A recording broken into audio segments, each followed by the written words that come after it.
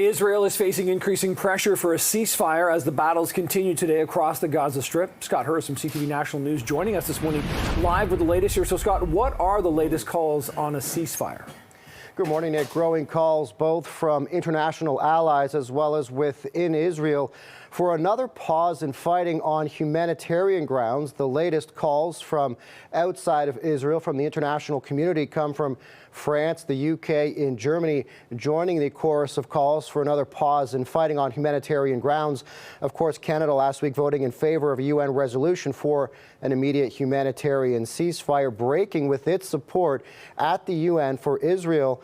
And protesters within Israel have been demanding the government relaunch talks with Hamas on releasing more hostages after 3 were mistakenly killed by Israeli troops recently. Prime Minister Benjamin Netanyahu, however, continues his stance, saying they will keep up the fighting until it removes Hamas from power, crushes its military capabilities, and returns the dozens of hostages still being held in Gaza.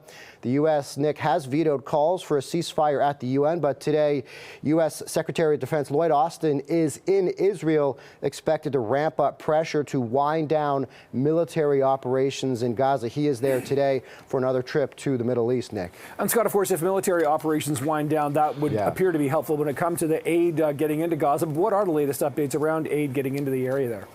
Nick, the UN World Food Program says the humanitarian situation in Gaza is on the brink of collapse. There is a new crossing that is allowing humanitarian aid to get into Gaza. That reopened just on the weekend, the Karim Shalom crossing. But in a sign of desperation, video has emerged of Palestinians raiding trucks as they cross the Rafah border, bringing aid into Gaza. So it's one thing to get the aid into the border, to open another crossing to allow aid to get in. But according to the humanitarian groups that are distributing the aid, it is growing increasingly difficult to distribute it throughout Gaza. And people in Gaza are growing increasingly desperate for aid as there is dwindling food, water, and other medical supplies that are desperately needed for people in Gaza. According to the UN World Food Program, nearly 80% of Gaza's population over the last 2.5 months have been displaced from their homes, Nick. All right, Scott, appreciate this, and we'll see how those talks go in Israel this morning. That is CTV Scott Hurst live this morning. Scott, thanks.